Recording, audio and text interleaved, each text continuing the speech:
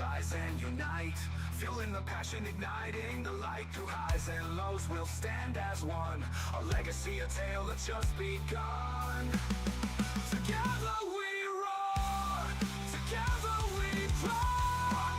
Detroit Lions will rise, with a heart full of dreams and the fire in our eyes. From the past to the future, we'll claim our road. In the home of the brave, we'll proudly have grown. So let's lift our voices, let's turn it up loud. For the love of the Lions, we'll always be proud.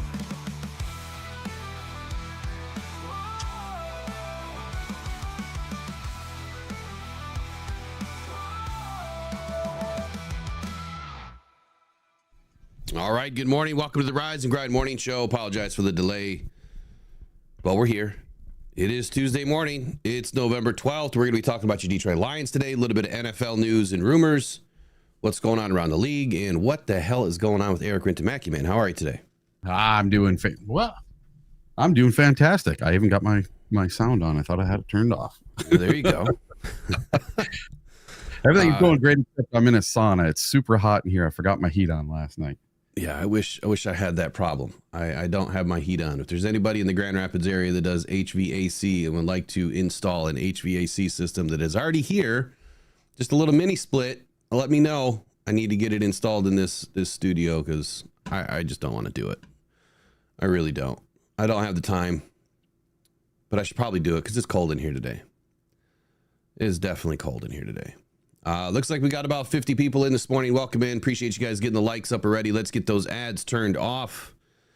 And interesting news for the channel. So like I was talking about yesterday, the other channel, since Chef got pretty busy with his life and is not really able to continue managing the channel. I'm not sure if he'll be in from time to time or what he's going to be doing, but we're going to be rebranding and doing a different style of a show. We'll be talking more about it on Thursday. So Thursday night, we're going to do a crossover with the Talking Football podcast and their Jaguars expert, Treese.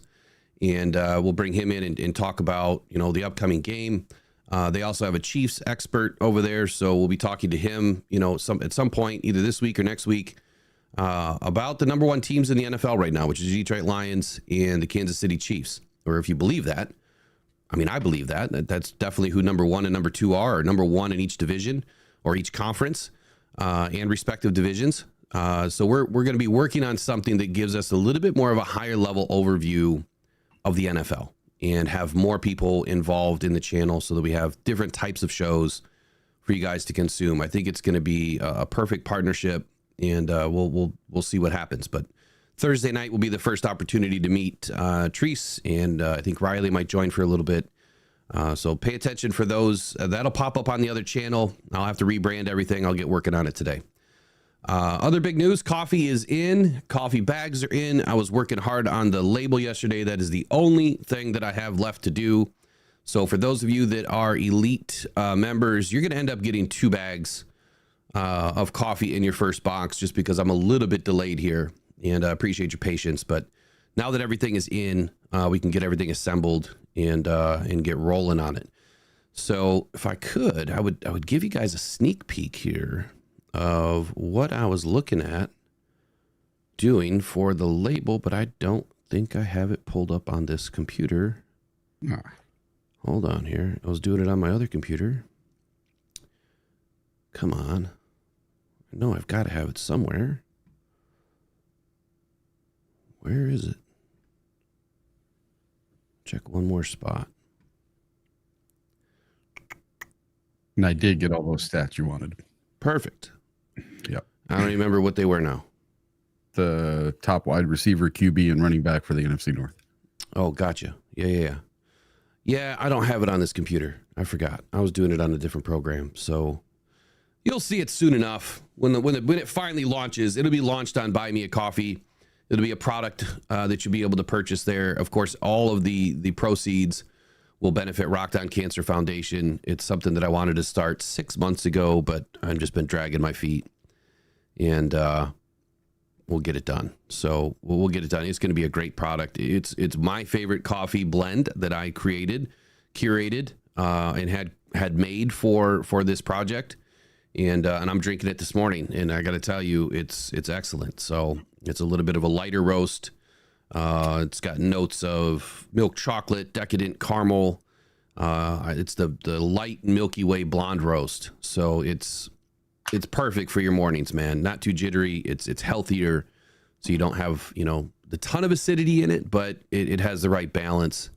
It's healthier for people like me that have to worry about inflammation. It's got a large amount of polyphenols in it. So if you read into that sort of stuff, and health, making healthier choices, believe it or not, you can make healthier choices with coffee. And this is one of them. And being a cancer survivor myself and a warrior, need to keep that inflammation out of my body. So as much as I can keep out, I will. And I don't want to have to stop drinking coffee. So had to find a way around it. You can't beat everything in life, but this is one thing that I feel like I can win at, and I think we're winning. So, all right, Eric, where do you want to get started this morning? And good morning to everybody in the chat. I appreciate you guys joining us this morning, and let's get rolling, man. Let's talk about these Lions. Today is it's a little bit of a recap of everything. We're going to bounce around a little bit. We'll talk about the Texans and the Lions a little bit. We have some stats to talk about now that they're finally available. I think you guys are going to be pleasantly surprised with what the Lions defense did and in their pressure rates and how many pressures they had. I called it during the live game play-by-play, that I felt that we were getting plenty of pressure, and we did. So we'll talk about that this morning. We'll talk about playoff standings, who are the best teams in the NFL right now, and what's in front of these Lions for a 1 seed. I know Eric's got some trivia this morning, and where do you want to start? I think we should start with.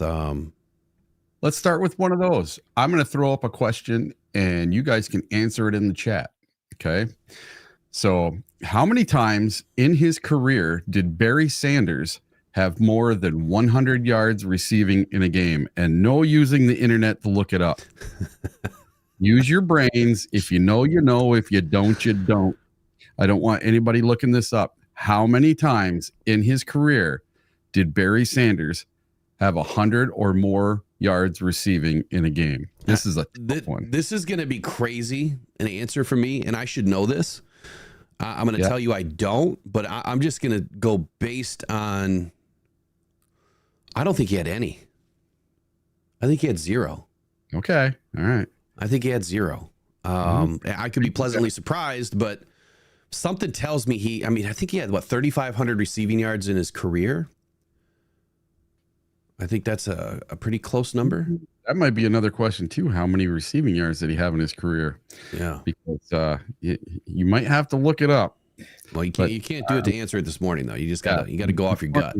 Go off your gut feeling, and then I'll let everybody know what it is here in a little while. All right. So here's where I think I want to start, and it's I just had it in front of me. Where'd it go? It was an article.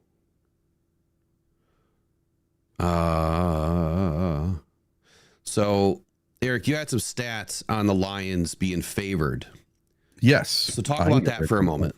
All right. So right now, the Detroit Lions are favored in every remaining game on their schedule for 2024. What does that mean? That means the Lions are favored on all of their road games and all of their home games remaining for the remainder of the season for 8 more games. We are favored by 13 points against the Jacksonville Jaguars. We are already favored by 5 over the Colts at the Colts. We're favored by 9 on Thanksgiving against the Chicago Bears at home. We are favored at home against the Green Bay Packers by 5. We are favored at home against the Buffalo Bills by 3. We are favored at the Chicago Bears by 5. We are favored at the San Francisco 49ers by 0.5 point, and favored at home last game of the year against the Minnesota Vikings by 4.5. That is pretty absolutely incredible that Vegas already has us going 16-1. Could you imagine going from 2008, where we went 0-16, to flipping the script and going 16-1? We would be the first team to ever do it. And just imagine that turnaround. That is absolutely. We'd be the first team to do what? To go from 0-16 to 16-1. Are you sure that's not like back-to-back years, though, not 14 years later?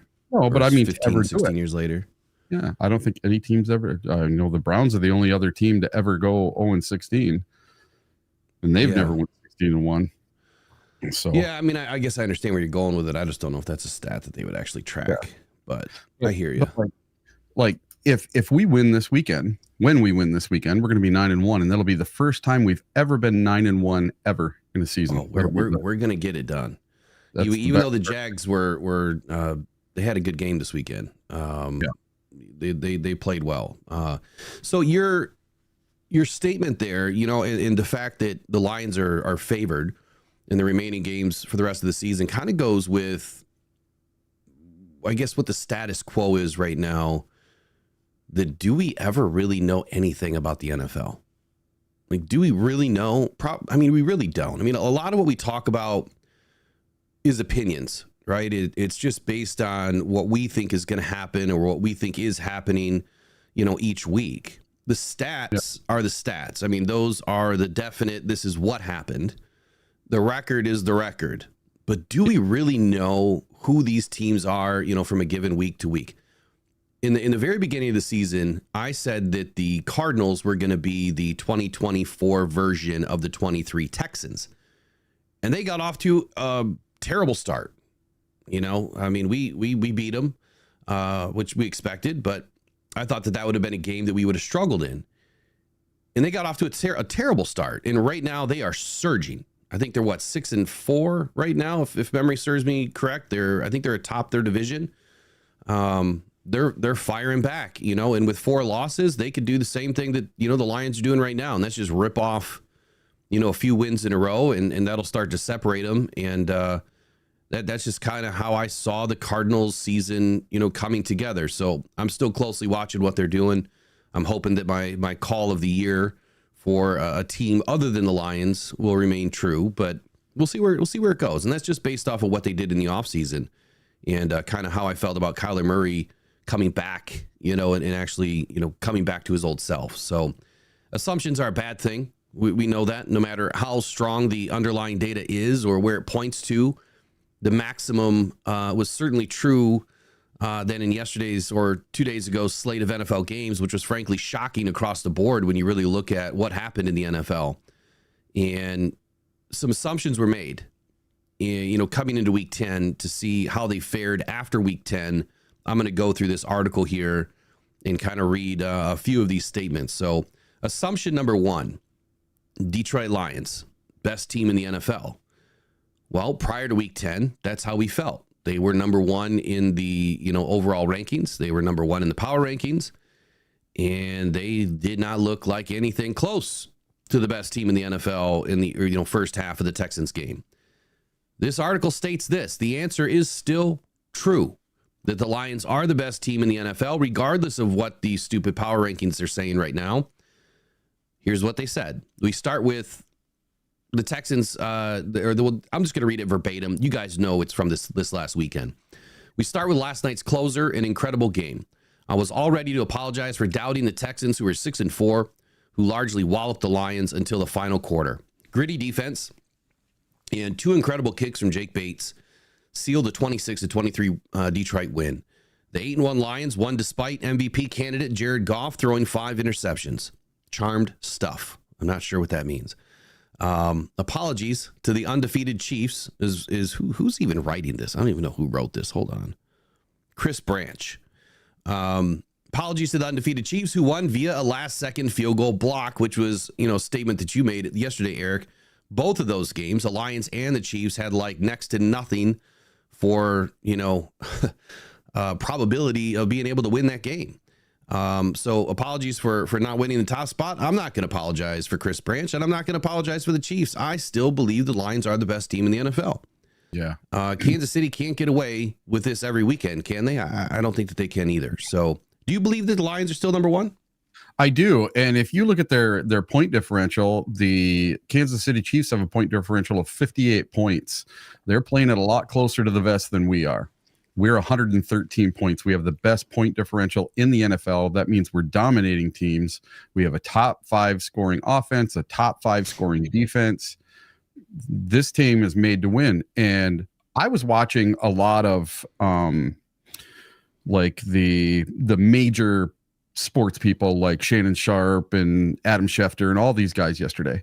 And what were all of them saying? Like Herm Edwards and Rex Ryan. All these guys were saying the same thing. Good teams don't overcome 5 interceptions by their quarterback.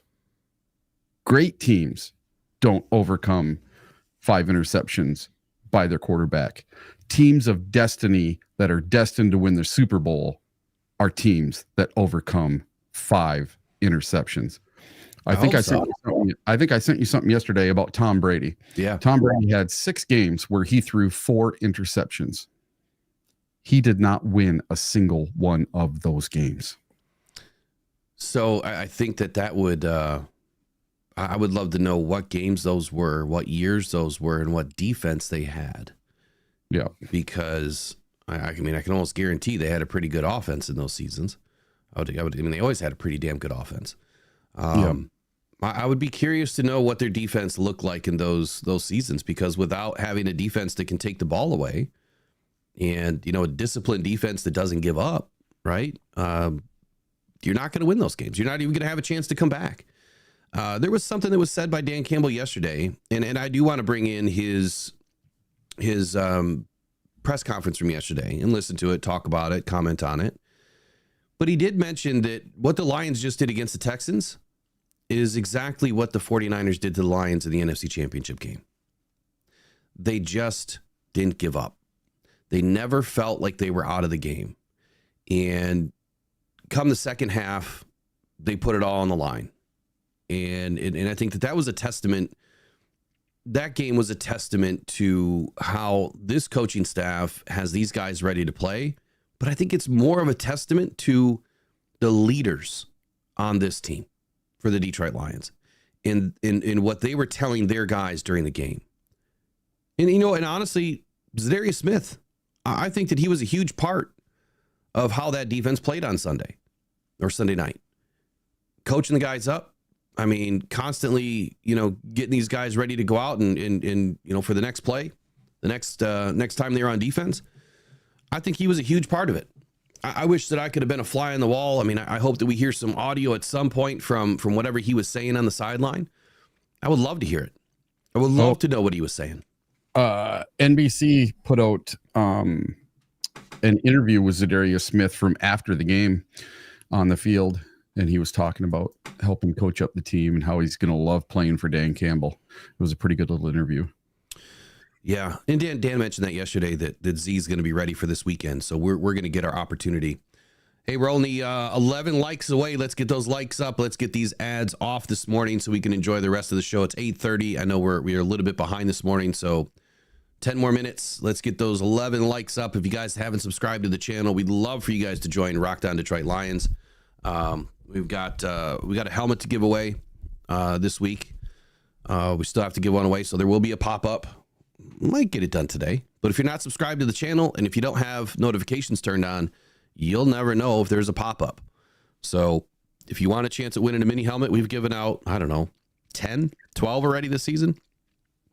So we invest in you guys. All of the money that comes in, it goes back out. One, to support the audience members and the subscribers of the channel, to help kind of bridge, the gap between the team and the fan, to get you guys some memorabilia, something to start building your collection with. We do that by doing little fun giveaways, and we trade subscriptions for that kind of stuff. And all the donations that come in through super chats or buy me a coffee. I mean, all of it benefits the channel. The majority of it obviously goes to Rock Down Cancer Foundation, but there are some things that we utilize for buying merchandise to give away. And And we're the only channel that does it at the rate that we do it. I mean, I give a ton of stuff away. Thousands and thousands of dollars go back into your pockets because it's well deserved. I don't make a dime. I don't want to make a dime. I do this for the fun of it, man. It's all about the game to me. So the second assumption is Carolina has the league's worst vibes. That's true. I don't think that Carolina has a whole lot of good stuff going on. I said it from day one that Bryce Young was the wrong quarterback to pick, and he just has not shown that he was the right choice at all. The distinction, though, belongs to the 4-5 Bears, who also suffered one of the season's worst defeats in a 19-3 home loss to the Patriots. We talked about this last week, but Coach Matt Eberflus probably needs to go. And Eric, I know that you're on that bus with Eberflus. You think that ship's going to sail this season? Maybe it'll be after the season. Maybe it'll be during the season. I don't think it ever makes any sense to fire a coach probably until the last 2 or 3 games. At least that way you can kind of get a jump start on interviewing. And Caleb Williams, he only completed 50% of his passes. The difference between that and Jared Goff, because Jared Goff also only completed about 50% of his passes, is the difference in the team, right? It's the difference in the leadership on this team and the coaching. So even though Jared had his worst game of the season so far, he was still able to affect the game positively to get the Lions in the right position to win. Without him putting the Lions in position to hit the field goal, without Amon-Ra catching that pass, or without Jahmyr Gibbs busting a couple, we're just not going to be able to have a chance to win that game. So it takes an entire team, and I just don't feel like the Bears have a complete team. I feel like they're a bunch of misfits that are trying to play together, but they're just not finding that consistency or the camaraderie. They're not gelling at all, and that's what happens when you buy a team. How is it this bad already for the Bears? Meanwhile, the former laughingstock Panthers at 3-7 have won 2 straight after a victory in Germany against the 2-8 Giants, which might send Daniel Jones to the bench. I wouldn't even be surprised if they finally get rid of Daniel Jones by the end of the season. Another assumption: Dallas is still a good football team. Oh, really? True or false? Ezekiel, ask Ezekiel Elliott there about fumbling the football the other day.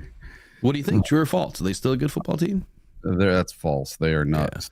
Yeah. It is false, and it's false according to Chris Branch. He says that the Cowboys aren't quite Chicago, but then again, their record is worse at 3-6. Dak Prescott is hurt. His backups aren't great. Mike McCarthy's seat is boiling, and the sun is still taking away touchdowns in Dallas's doomed stadium.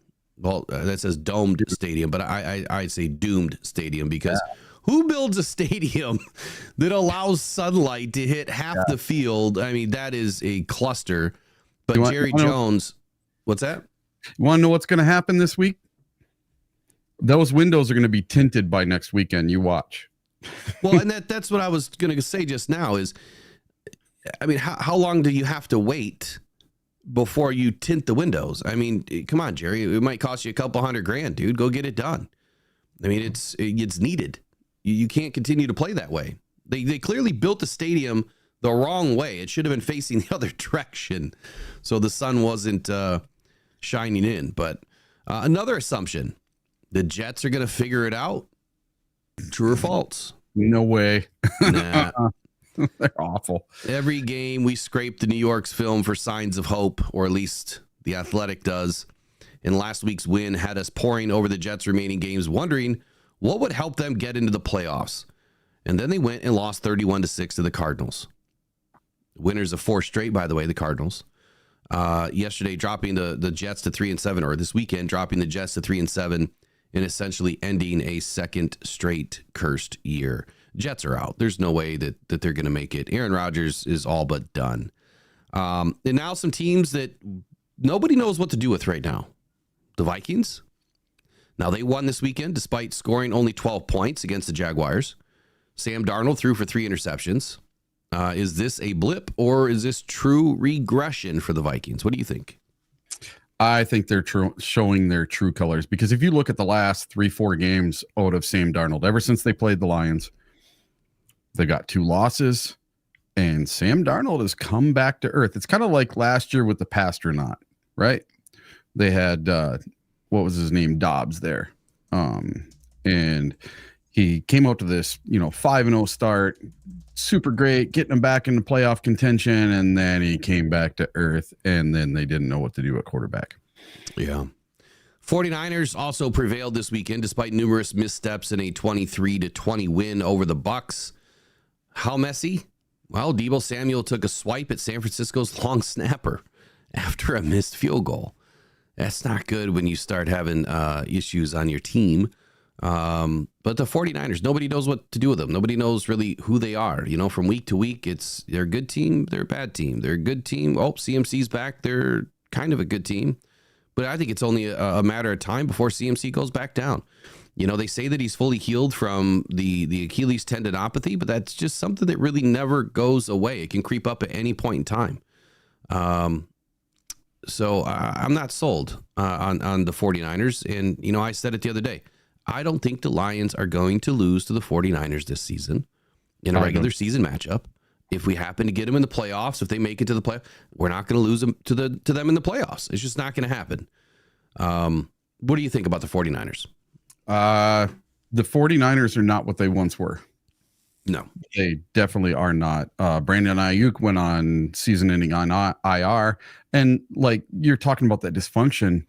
Watch the video, man. It's not just the long snapper. It's 2 or 3 of them that he goes after, and he basically punched that dude in the throat and pushed him in the face. And Deebo is an absolute diva.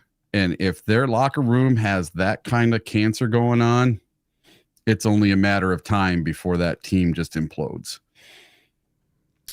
I don't understand what's going on with the Athletic, man. I have access to this. Why? It's the same thing that happened with the Detroit News yesterday. Yeah. Passwords are going crazy. I don't get it. No, I'm logged in, but now it's telling me I don't have an account, but I have an account. It's so stupid. Anyway, Steelers, who appear to simply be a really good team after this weekend's 28-27 win over the Commanders, which there were some ref issues in this game. There was some ball spotting issues in this game. And really? I didn't notice. I watched the whole game. The Commanders want answers. They actually have a call with the league. I think it's today or maybe it was yesterday, but the ball was not spotted correctly at all. Like it looked clear, like they did it on purpose. Well, I know the Bengals are doing the same thing about that Ravens game. And I was reading an article. I think it was just clickbait, though.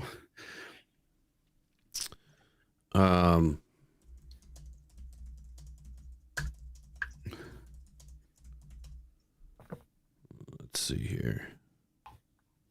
But I know a lot of the Bengals fans are very upset over the 3 non-face mask calls and how their ball was spotted as well. So they're saying that the refs made an egregious error on the key 4th down attempt to Zach Ertz. Had they gotten it right, Washington would have been in a position to at least try to kick a game-winning field goal. Washington trailed by 1 with 88 seconds left to play. They faced a 4th down from midfield. The line to gain for a first down was the Pittsburgh 41. Daniels completed pass to Ertz. The veteran tight end had run down just inside the 40. But when he came back toward the signal caller to make the catch, he was right at the 41. And his momentum carried him back a bit further, somewhere between the 41 and 42, closer to the 41. Ertz tried to lean his body back to get the ball to the all-important 41-yard line, just as he was being touched down by the Steelers safety, Damontae Kazee. The line judge spotted the ball on the 42, short of the line to gain.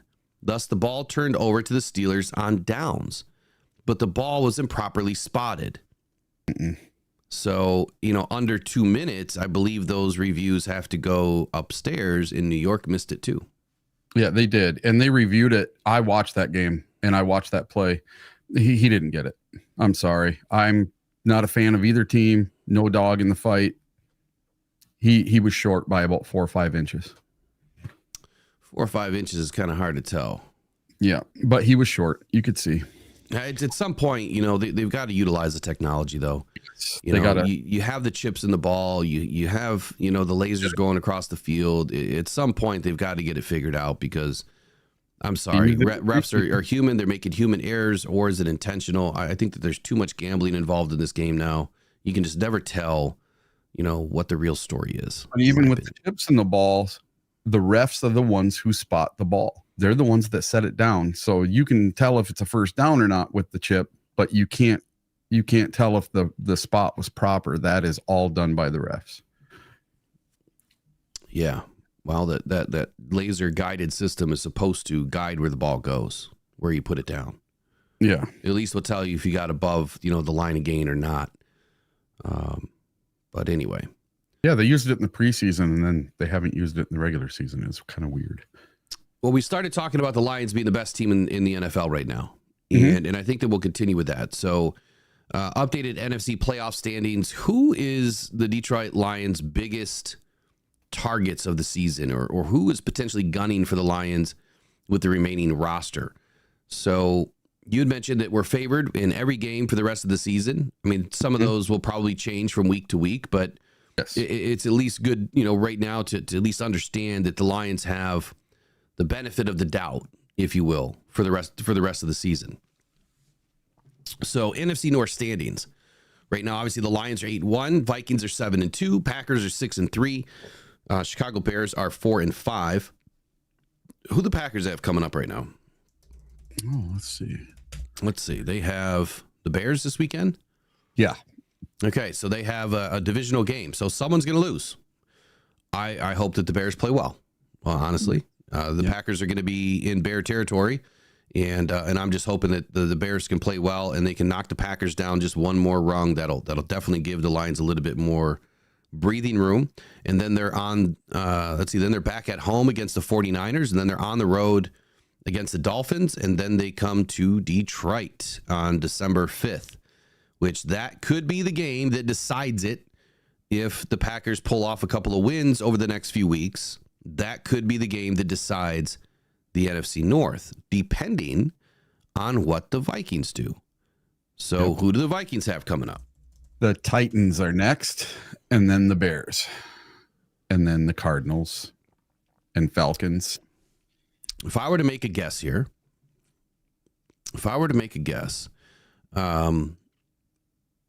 think that the Vikings can lose a sloppy game here somewhere. Yeah. And I'll say it could be, again, against the Bears, outdoors, in late November. It's going to be cold, more than likely. Could be snow. Who knows?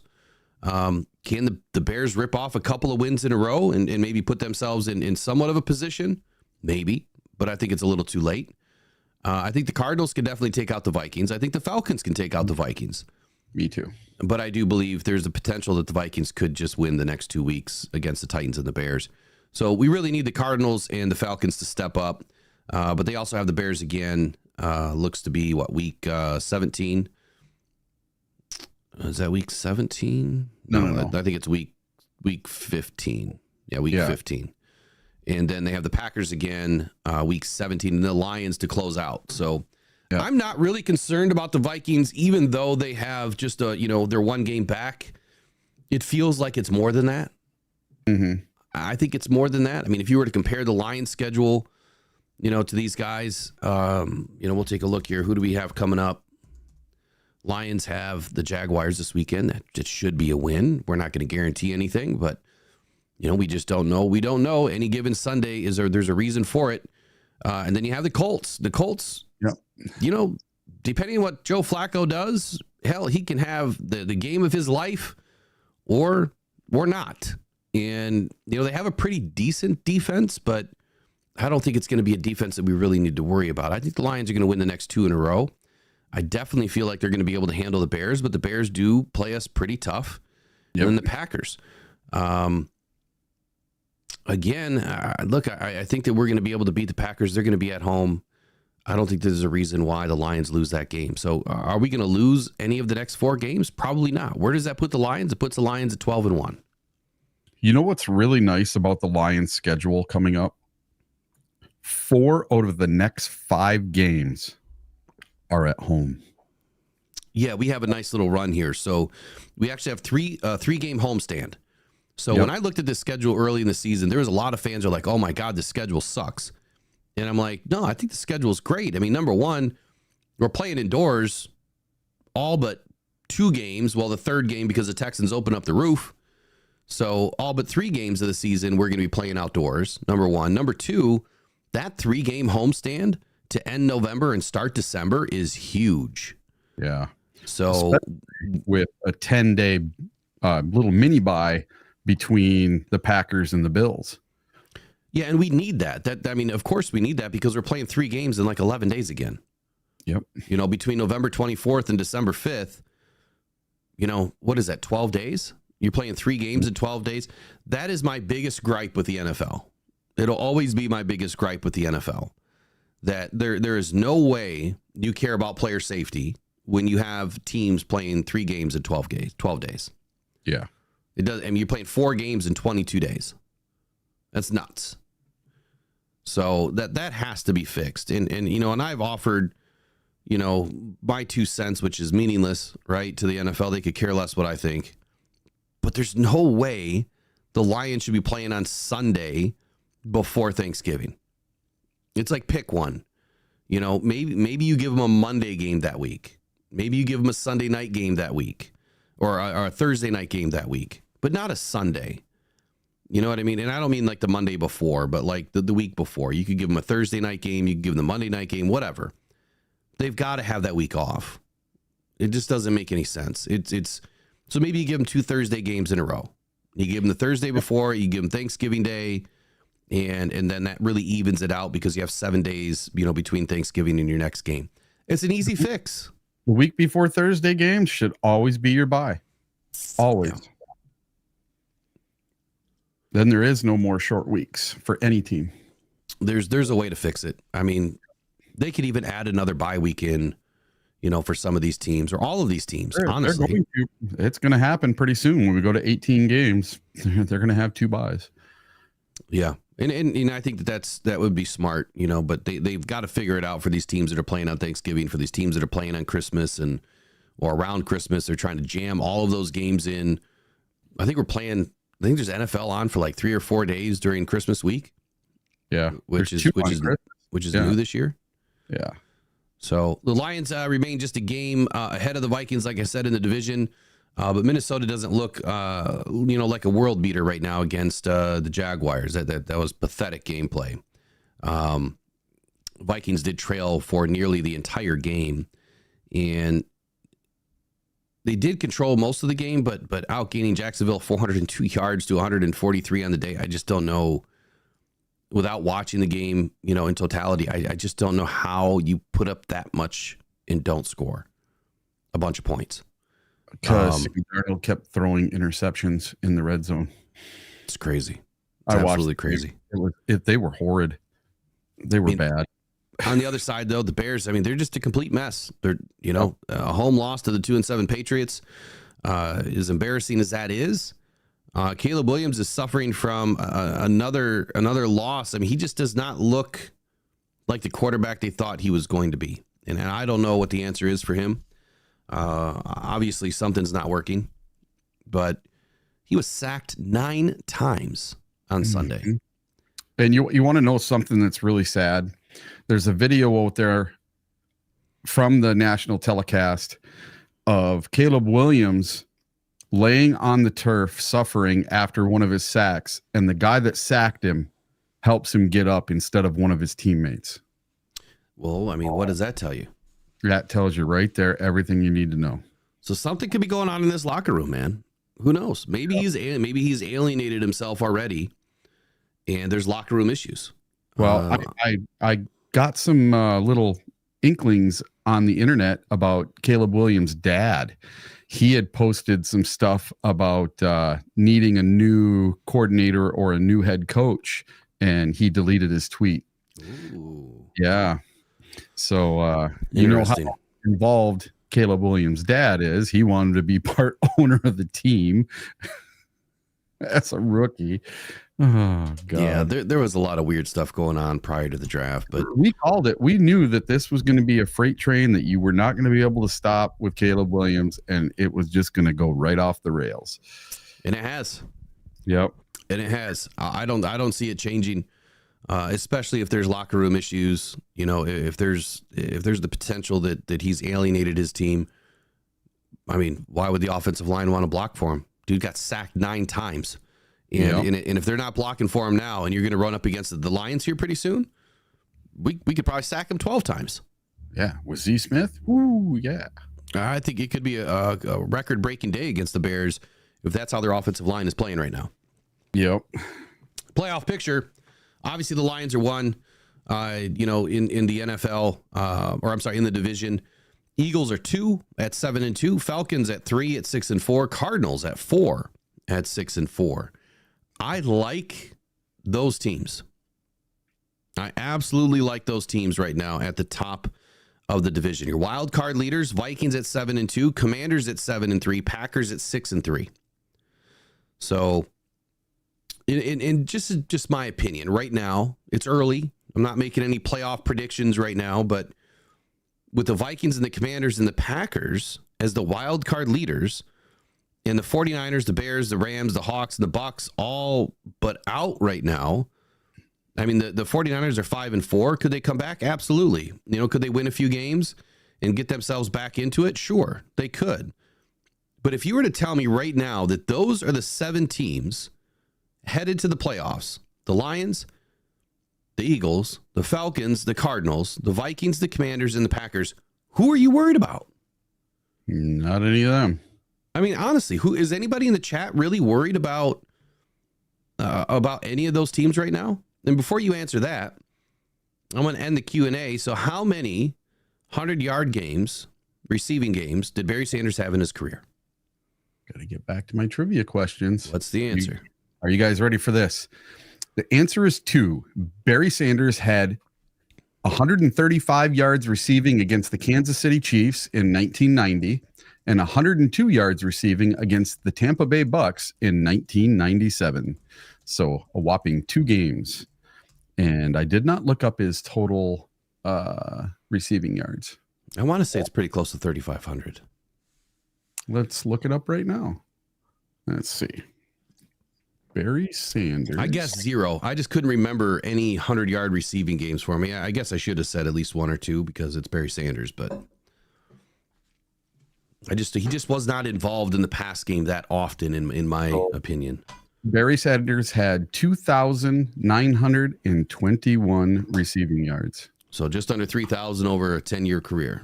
And he had 352 receptions. So that's way more than I ever thought. He had 352 receptions and just under 3,000 yards. What do you average? About 8.2 yards a catch? Something like that, yeah. That's pretty good. Yeah. That's really good.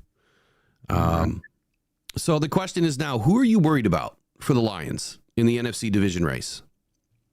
You've got the Vikings, the Commanders, the Packers as the bottom 3. You have the Lions, the Eagles, the Falcons, the Cardinals as the top 4. So right now, if the Lions were to get a week 1 bye, which would be the goal, and home games for the entire playoffs, that means we have to win 3. That's it. We just have to win 3 games. Divisional round, NFC Championship, and Super Bowl. That's it. The goal is the 1 seed. I predicted the Lions would get the 1 seed this season. I'm still hoping that they get the 1 seed this season. If they can get the 1 seed and we stay home, I don't see anybody stopping us, especially at home. So who are you worried about? I mean, who you got to pick one team, Eric. Like, who is the one team? The only team I can ever worry about until we complete the revenge tour is the 49ers. Say that again? 49ers, the only team that until we complete the revenge tour and we beat them in San Francisco, until then, they're the only team that worries me at all. In my preseason picks for the Lions, that was one of 2 games that I picked the Lions to lose was out in San Francisco. Okay. Ed O'Neill says, hey, Will, the Cardinals and Niners have games left with the Vikings and Packers, which means the West can still send 2 teams if they win those. Mm-hmm. And I know it's what, overall record first, right, for your respective division. And conference-wise, I think it's overall record. I think it's overall record in the NFC. Is that correct? I think so. Yeah. And, everybody's talking about 3 teams going from the NFC North. I honestly only think it's going to be 2. I think it's going to be the Lions and the Vikings. That's it. I don't see the Packers making the playoffs. They got some tough games coming up. And I think the Bears might steal one from them. Let me just look this up real quick. So obviously your top 4 are your division winners, right? We know that. And then for the wild card, it's best record. So it's best record. And then of course, if you have teams that tie, then obviously you go to the tiebreakers, which is, did we beat, one of the teams that you lost to, Mm-hmm. And it gets really ugly. Like to look at all of the different tiebreakers. I went over it last year. I'd have to go dig up everything, which I will. I'll have it all ready for, for the playoffs. But tiebreakers are categorized really into 2 sections. If memory serves me correct, it's within a division or within wild card teams. You got breaking ties in a division. You got to have 2 or more teams in the division finish with the same record. The one loss tied percentages, whatever that is, it's just the record. And you got head to head. So if the head to head, if you lost to one of those teams, obviously you're not making it in. But if you didn't play each other for some reason, which I don't think can happen, well, I guess it can happen. You may not play those teams at that season. Then you move on to the best one lost tied percentage in games played within the division. And then you go to in common games. So it gets ugly, man. There's like 10, 12 steps on tiebreakers in the playoffs. It's nuts. All the way down to a coin toss. I don't know if we've ever seen a coin toss for playoffs. It's kind of funny. Oh, that would suck to lose a coin flip. Got a 50-50 record or 50-50 chance on a coin. That's nuts. That's got to be the worst way ever. I'm going to answer the question. Who are you guys worried about right now? Honestly, for me, it's the Commanders. With the way that Jaden Daniels is playing, it's such a high level. He's beat some really good teams. Let me pull up the Commanders' schedule real quick. Mobile quarterback. Lions have done a great job this season against mobile quarterbacks, but I would say that Jaden Daniels is probably going to be the best mobile quarterback we face if we have an opportunity to face him this season. But when you look at who Jaden Daniels has beat, they lost to the Buccaneers in week 1. Bucs were a good team to start the season. They beat the Giants. They beat the Bengals. They smashed the Cardinals. They beat the Browns, pretty good defense. They hung in tight with the Ravens. That was a really good game. They only lost by a touchdown. Shattered the Panthers 40-7. Barely beat the Bears. Now, the Bears had a good defense that game. They beat the Giants again. They just lost to the Steelers this weekend. Steelers, again, good defense. So the Commanders are the team that I'm most worried about for the Lions. But if our defense is there, if our defense shows up, Jared Goff keeps that ball out of the Commanders' hands, which I'm not worried about. I'm not worried about this last game at all. Like, doesn't faze me. You don't go from having no interceptions over, 118 pass attempts or whatever it was, to throwing 5, and you just kind of throw it all out the window like, oh, wheels fell off for Jared Goff, and, this is who we got for the rest of the season. No. You're allowed to have a bad game. Had we lost this game, had Jared Goff completely imploded and not put this team into position and, missing throws left and right, then yeah, I guess I would be a little bit concerned that maybe he's banged up. Maybe he took too many hits. But dude's tough, man. He is tough. He gets right up. So I'm not worried about Jared. I think that he'll be able to protect the ball the rest of the season. He may not even throw another interception the rest of the season. What would you think about Philly? Look, Philly they're always going to be a good team. They got a pretty good front four. I'm not really that worried about anything other than Jalen Hurts. Again, it's the mobile quarterback, perspective for me. But just looking at who the Commanders have beat and how they've beaten some of these teams and how they're playing right now, and their defense is pretty good. That has me, a little bit concerned. So let's look at this from a defensive standpoint first. All right. So who's given up the most points, out of the teams that we would possibly face? So Minnesota Vikings, they're giving up the least out of the teams that we would face. They're giving up 157 points on the season. The Eagles, they would be giving up 161, so they're giving up the second least. The Bears, we're obviously not going to face them. At least my thinking is they're not going to have a chance. The Packers, they're giving up 194 points on the season. They're hovering somewhere around 6, 7, 8, 9. They're 10th best in the league right now. 49ers are 12th. Commanders are 16th. And then you've got the Rams at 15th. So their defense it's pretty solid, but giving up 217 points on the season, hovering right in the middle, but they can play ball. They're giving up a lot of yards on the ground, though, and I think that's where the Lions are going to be able to pull away from the Commanders is on the with the ground game.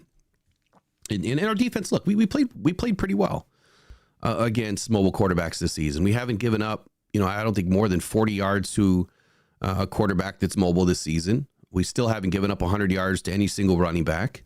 We've come very close. We had a lot of games where we didn't even give up 100 yards combined, which is key. If the Lions can get back to that, which I think that they will, I think we'll be fine. I think the Commanders impressed me the most right now. Didn't we limit them to less than 100 yards rushing overall this week? Who? The Texans. I think so. Hardly anything. No, Mixon didn't do anything. Yeah, Mixon had 40-something yards. Let me pull it up. Here, I know I got it here somewhere. Box score. So Mixon had 46 yards, 25 carries, man. That's a lot. Overall, their total output for rushing, we have 46, 57, 56 yards total for the running backs and Stroud. So 56 yards total. Yeah, Stroud had one run for 5 yards. Yeah, and he's a more mobile quarterback. So I think we're doing just fine with mobile quarterbacks now. Well, I mean, he couldn't run. I mean, nobody could run. He wasn't even going to attempt to run. He was just back there trying to dial it up with the pass through it 33 times. I think we contained the edge. We did a great job at containing the edge. Didn't let him go flying off. So in the chat, we have this. We have Commanders, Ed O'Neill. Bruce MacArthur says Baltimore. Yeah, I'm talking about the NFC right now. Just getting us to the point of getting into the playoffs and then who we're going to face before we get to a Super Bowl. So just NFC teams. My apology if I wasn't clear. Mark Parker says Philly. Ed O'Neill, Eagles have cupcake schedule. And who else is on this? Eagles, Zachary Cleary, Eagles, Brent DeWitt. Looks like most people are afraid of the Eagles in the NFC. Yep. I'm just not afraid of the Eagles right now. No. Anytime we've played the Eagles, I think that we've done pretty well. I mean, it's been 2 seasons since we faced the Eagles. Yeah, we haven't played them in a little bit, and they've had our number kind of. Yeah, but we barely lost that game. I think we lost by 3 points. The season opener, not last year, but the year before. It was 2021, wasn't it? Yeah, it was against the Eagles, and that was a high-flying, like 37-34 game, something like that. Yeah, I think it was 35-38, but yeah. Yeah, it was very, very close game. Yeah, of course, I went and brought my Eagles buddy with me. Yeah. All right. Let's get into what's next here. Well, we could go around the NFC North. Yeah, let's do that in just one sec. I want to talk about Amon-Ra St. Brown for just a moment. All right. Because I really feel like, man, my stupid ear. Hold on.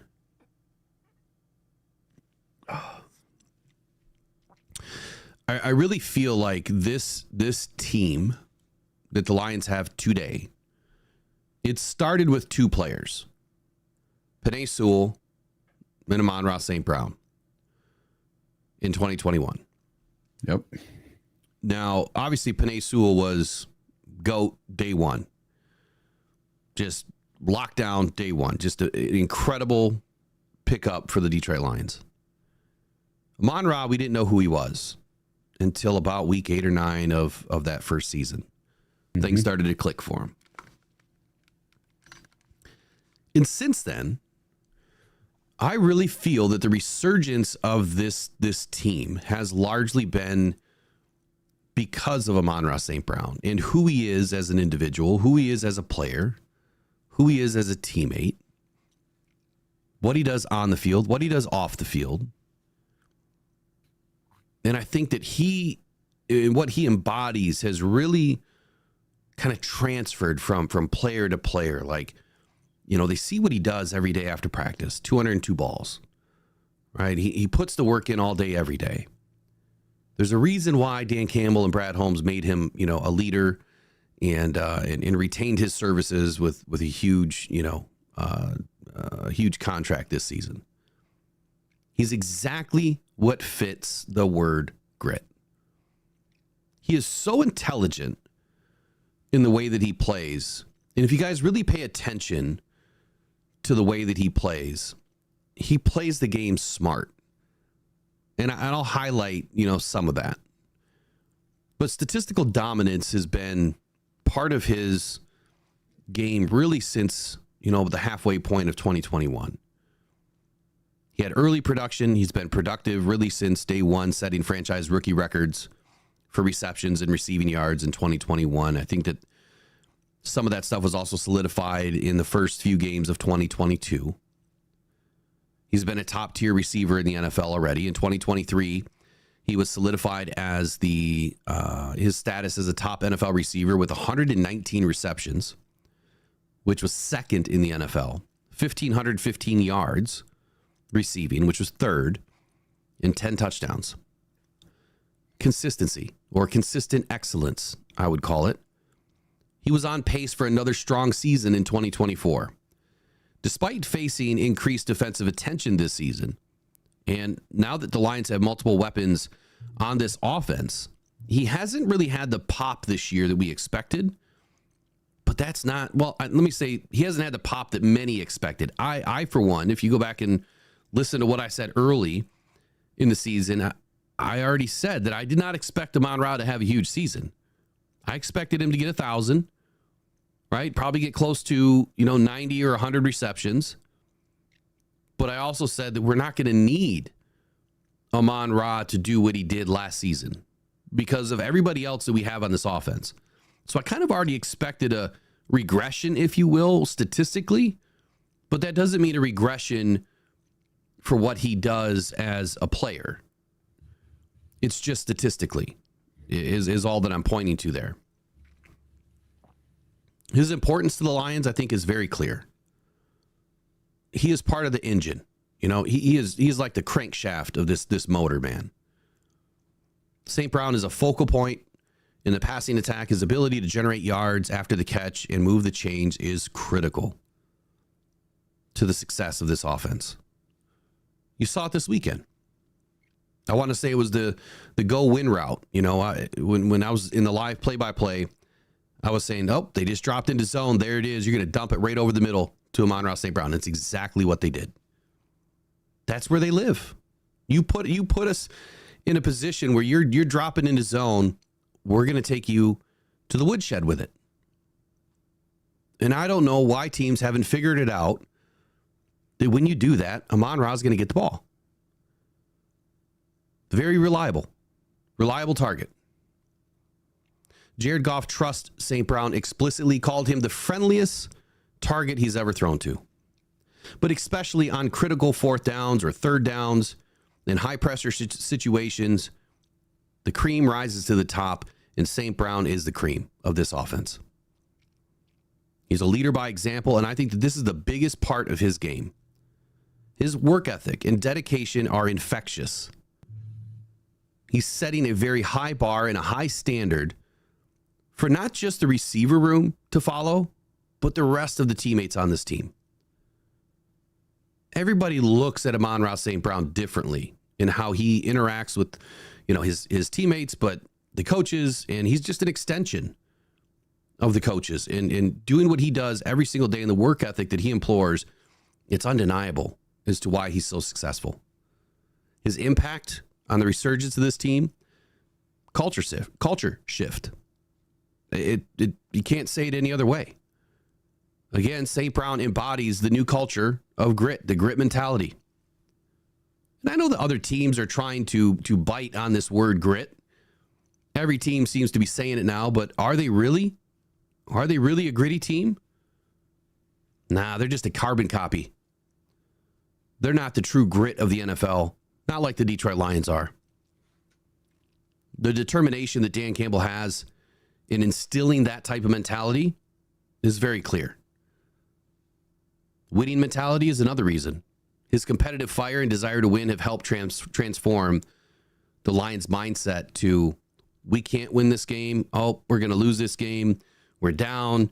Nope, we're still in it. We still got an opportunity to win.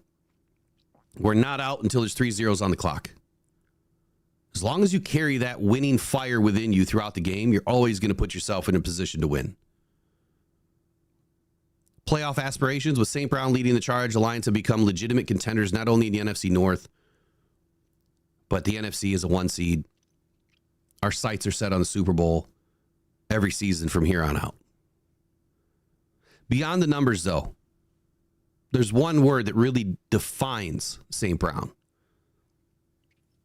and that's clutch. He is consistently delivering in key moments. He makes big plays, and he helps the Lions win close games. There's another word that defines St. Brown, and that's versatile. He's very versatile. He lines up both in the slot, outside. He creates mismatches. He takes handoffs. He runs reverses. He throws passes. He throws touchdowns. What can't he do? He's a fan favorite. His passionate play and dedication to the city of Detroit have made him a beloved figure among Lions fans, including myself.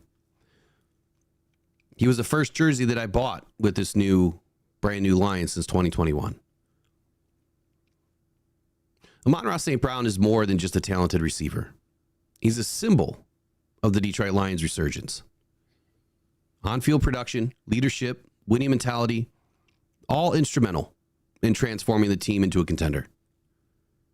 As he really continues to develop and improve, which I know it sounds crazy that can he really improve? Yeah, he can. He's poised to become one of the best and all-time greats to ever wear the Honolulu blue and to get a gold jacket. I expect him to get. I just wanted to share that about Amon-Ra St. Brown this morning. What do you think about Amon-Ra? Oh, I love him. One of my favorite players. Had my Amon-Ra jersey on this weekend and at Green Bay last weekend. So he's my favorite of my white jerseys that I have. And I'll be wearing him for all the away games. All right. I got a little bit of breaking news from Adam Schefter. The Bears are doing Bears things. They have released Shane Waldron, their offensive coordinator, of his duties. So there's been 2 offensive coordinators now have been let go so far this season. The Bears have let go of Shane Waldron, and the Raiders have let go of Luke Getsy. Well, I can't say that I'm not surprised. Of course, Eberflus has to have his fall guy. Yep. And that's what you're seeing. Ryan Poles has to have his fall guy.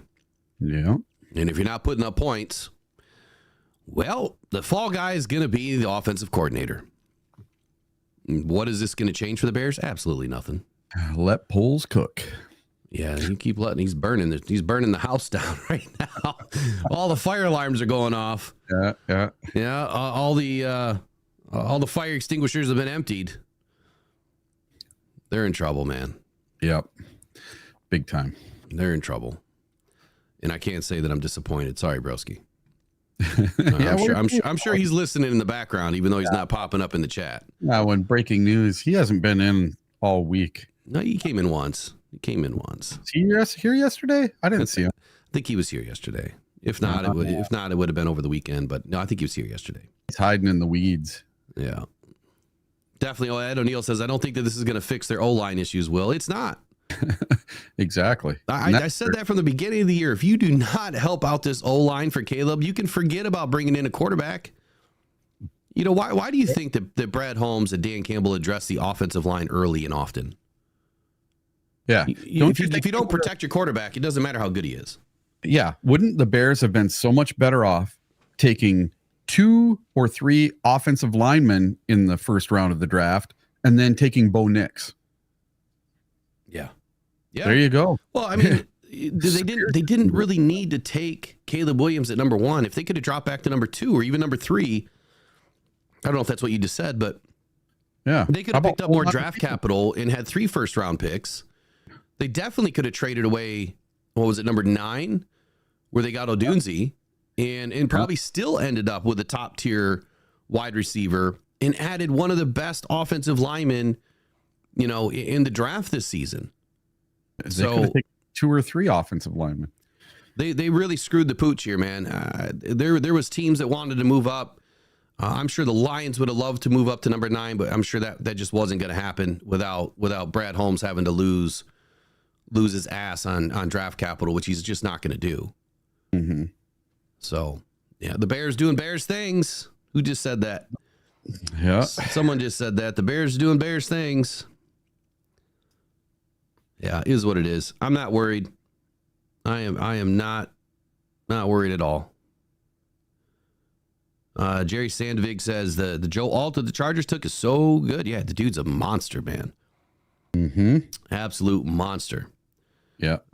Here we go, though. Let's talk about some key takeaways from this last weekend, and then we're going to dive into whatever it is you just wanted to dive into. I already forget. Number 1 key takeaway for me is resilience. And Dan Campbell obviously talks about this often. This is the most resilient team I've ever witnessed. The Lions demonstrated incredible resilience by overcoming a large deficit this weekend, the worst deficit we've had, and 5 turnovers by Jared Goff. This win really speaks volumes about the mental toughness and that never give up attitude that is fostered by Dan Campbell. It's incredible to watch, man. I haven't seen a team this mentally tough in Detroit in a long time. The teams of the past, and a lot of this were, a lot of us, or a lot of it was being said this weekend during the game, even post game, that this is a game the Lions lose, right? The old Lions, the same old Lions, not this team. This is not a game that we lose. Now, if they had 4 scores on us, yeah, it's pretty tough to come back from. And especially the way the Texans defense was playing, they were really giving us some trouble. But I also feel that what's their head coach's name again? D'Amico Ryans? Yeah. I think that he gassed his team early. And I said that from the very beginning of the game, that he's running his team up against the wall right now. You can't have these guys firing that much that early, going all out for 2 full quarters. You get a brief halftime break, and then you come back in the second half, and you're just spent. And that's what we witnessed. They could not hang with us in the second half. The Lions are ready to go, man. Deep water. We went so deep in that game. We didn't give up. Defensive strength and depth. It was another key takeaway for me this weekend. The Lions defense really proved to be ready, deep, up to the challenge. They kept us in the game despite, the offensive struggles and the 5 turnovers. They got a couple of balls back with Carlton Davis. And because of that defensive strength and the depth of this defense is why we won this game. The defense was hands down the reason why we won this game. And yep, that's that same defense that everyone has been crying about, or I shouldn't say everyone, a lot of people have been crying about, that we just don't have enough to win games. That we need to add all these pass rushers. And I'm glad that we got Smith. Like that's perfect. I'm glad we got him. Perfect move. But we didn't need 3 or 4 guys. 2 maybe at the most. Definitely needed a linebacker. But I guess the point that I'm trying to make here is everyone was kind of writing off. Again, I shouldn't say everyone. A lot of people were writing off the Lions after week 6. I never thought for a moment that the Lions were going to just go lose a bunch of games. Nothing changed. We had enough depth on this team to do what we're doing right now. And when we get into some of the stats here in just a moment, I think you're going to be surprised. Another key takeaway here was offensive concerns. Now, I'm not sailing the ship down the river right now on the Lions offense.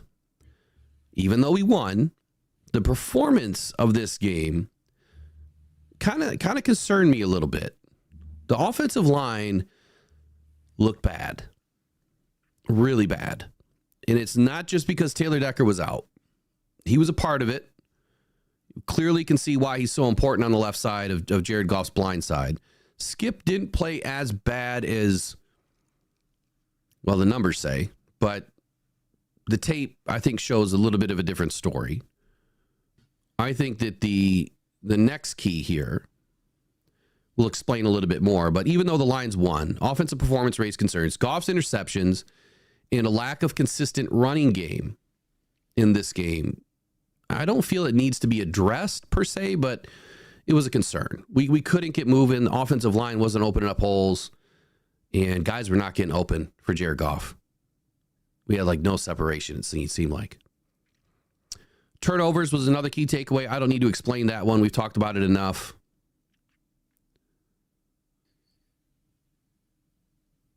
And I guess that's really it. I guess I really don't need to go into the other one. That's really it. I'll say this about what you were saying. Last year's team lost 2 of these types of games. Yeah. We lost to the 49ers and the Baltimore Ravens in almost the same type of fashion, except for this year, we came out in the second half and we beat the team instead of being the team that got beaten. So let's, what did you want to go into before we get into grades? The wide receiver, QB, and running back, how they did. They're stacking up in the NFC North for this last week. Go for it.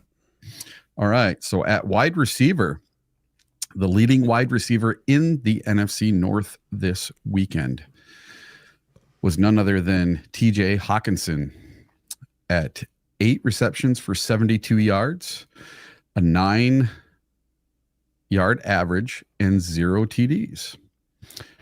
In second place, we had Sam Laporta. He was 3 for 66 yards with a 22-yard average and 1 TD. So fantasy football, he was number 1. Keenan Allen comes in at number 3 at 5 for 44 yards with an 8.8 average and 0 touchdowns.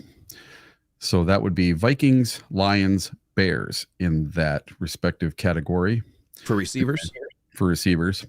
And then quarterbacks, you had Sam Darnold with the most yards at 241 with 0 touchdowns, 3 interceptions, and he went 24 of 38. Jared Goff had 1 less yard. He was 2 touchdowns and 5 interceptions and went 15 of 30. Caleb Williams bringing up the rear with 120 yards. He went 16 for 30 with 0 touchdowns and 0 interceptions. Absolute horrid quarterback play pretty much all the way around for the entire NFC North.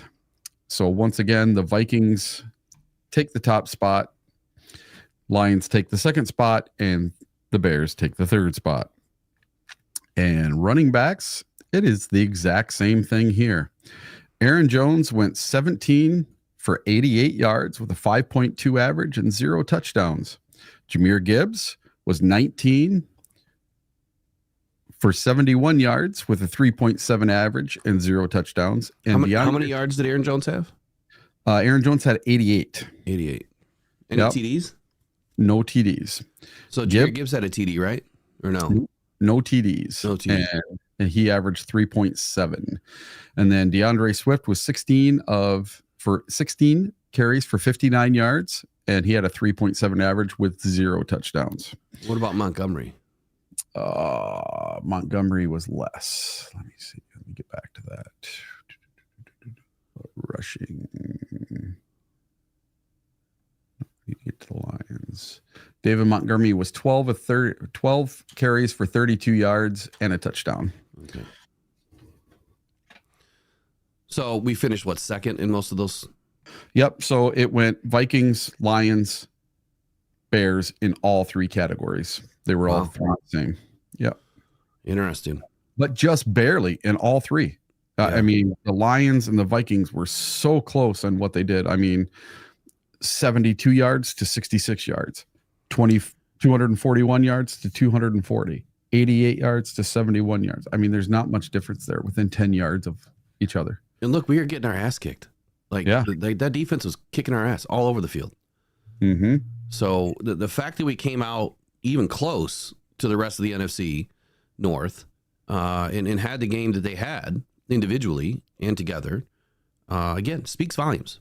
Look, this game was a roller coaster of emotions. It was a roller coaster of a game.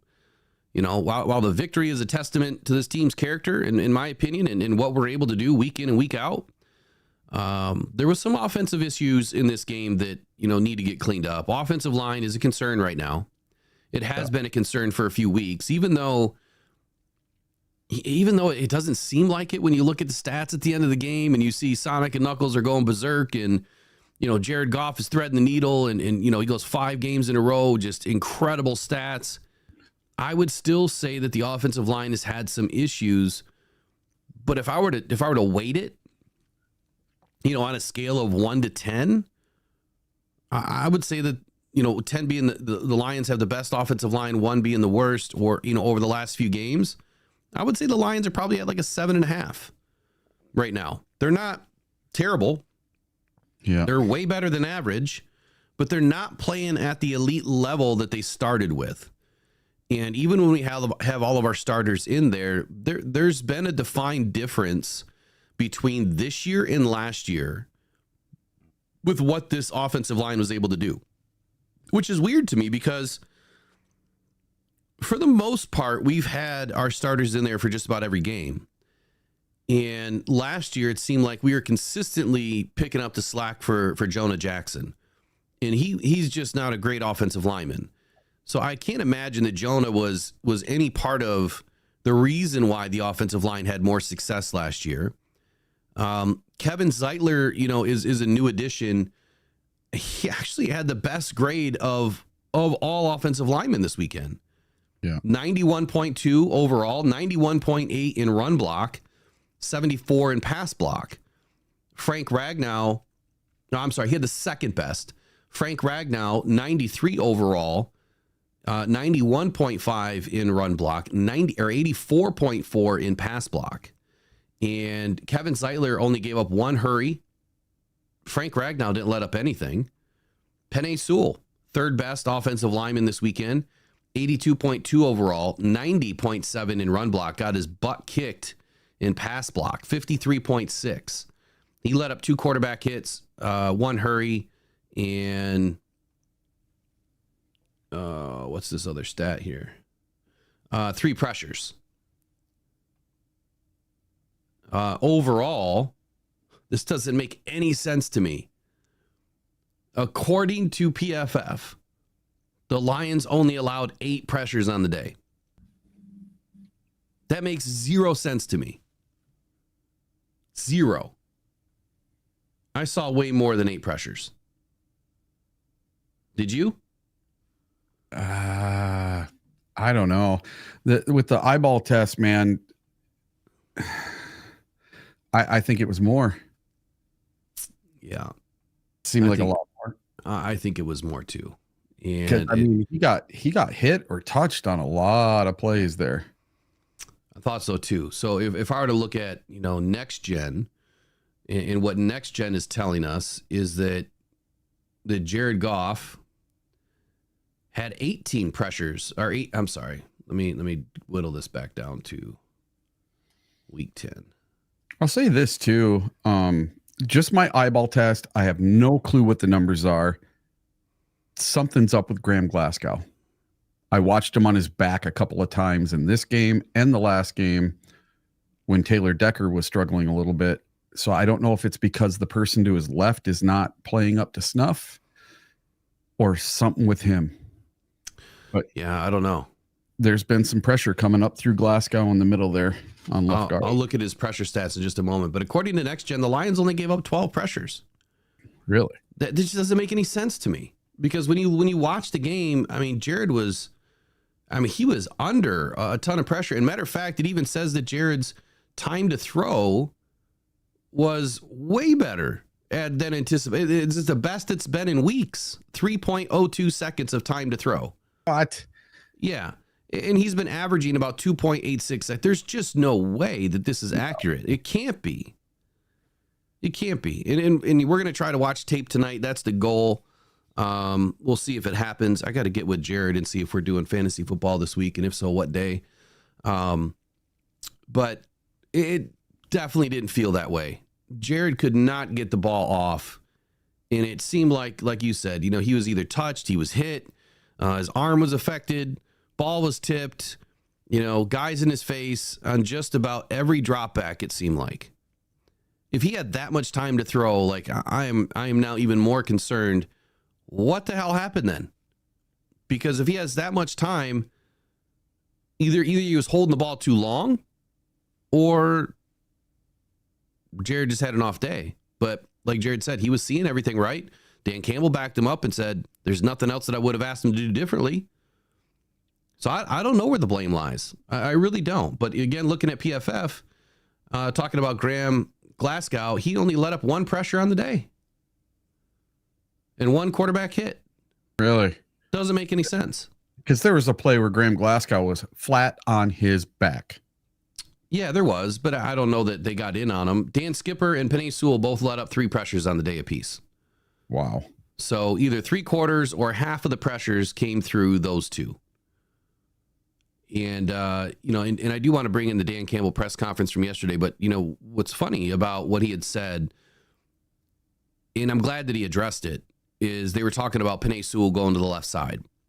And the reason why they didn't put Penei Sewell on the left side is because Skipper got his reps in, I believe, on Thursday or Friday. I think it was Thursday. Got his reps in on the left side. And then I think Taylor Decker was finally ruled out on Friday. And because he got his reps on the left side, they didn't want to flip him to the right side last minute without having any reps. Mm-hmm. And that's why they left it. Otherwise, I guess for me, I would have probably done this. I would have probably said, look, split your reps. Some on the right, some on the left. Maybe you go a little bit longer on offense. Maybe you double up your offensive production on a week that you're losing your left tackle. Just an idea. In a practice, you go a little bit longer on offense and you have them do left and right. Maybe throughout the rest of the season, you have him playing left and right more often and getting more reps. Just a thought, because then maybe we would have had a chance to put Penei on the left, and it probably would have been a better result. But again, the numbers don't speak to, again, if you look at just the numbers, it does not speak to the Lions having any issues at all with the offensive line. Their grades are incredible outside of Dan Skipper, a 58.7 overall, 39.5 on pass block, and Graham Glasgow, 56.5. So Skipper had a better game according to these numbers. 56.5 overall, 57.9 run block, 48.1 pass block. It just doesn't add up to me, from watching the game. But again, really need to dial in and watch these guys independently on the tape in the game film. So we just got to watch the film again. Ed O'Neill, Will, when are you going to have the Canadian guy on? Which Canadian guy? Manu? I'll reach out and we'll see if we can't get that done soon. Ed O'Neill, Glasgow's been disappointing almost every game. I mean, I think he's played well, but he's definitely regressed a little bit from last season's. Last year he was like, the 12th man, if you will, because he was playing everywhere along that offensive line and had phenomenal games in every single game. He was excellent last year. Kevin Jones says next year we need to be looking for a center and a left tackle. I guess my question to you right there is, who do you think on this team right now the Lions probably have pegged for those positions? I don't think that we have a center, really. And the way Frank's playing and the fact that he's, knock on wood, haven't really had to miss a game. I think he did miss one, but hasn't really had to miss a lot. He may play again next year. He's still under contract. A lot of us thinking, we're thinking that he might retire after this year if the Lions win a Super Bowl. And we're talking about how bad our offensive line did in this game, but you know what? They gave up 0 sacks in this game. True. Which is amazing. I thought for sure we had given up some sacks in this game. Well, again, I think you have to look at a few things. Number one, Jared Goff's balls in the dirt. Those are by design, typically, because he's trying to avoid the sack. He's trying to avoid throwing another interception. No separation. You got to get rid of the ball. And instead of just sailing it, he just dirts it and he's done with it. Doesn't want to get, a penalty for intentional grounding. That's why he does that. So when Jared throws the ball in the dirt, it's not because he doesn't have an arm. It's not because he can't play the position. It's not because he sucks. It's by design. It's one of the options that you have. Sail it over their heads, out of bounds, right? Throw it into a hole on the field or dirt it at somebody's feet. Those are your options. I want to ask Jared Goff a question. I want to ask him, why didn't he wear gloves against the Texans? Because he was throwing ducks all over the place. That ball was so wobbly looking on a lot of those. And why? Was he having a problem gripping the ball? Did he bang his hand in practice? Something's going on. When we watch the tape, we'll see how many throws were there. I don't think it was as many as you think. That like in the third quarter, he had like 4 or 5 in a row that were just. I think there was a couple that were tipped. Oh no, these were balls that were not tipped. I don't think he had a bunch of wobbly balls. He only threw the ball 30 times. Yeah, he had some wobbly ones though. Go back and watch it. I watched it again yesterday. He had some wobblers. So speaking of, Brett Lighton says Goff's arm shoulder got hit like 10 times that game.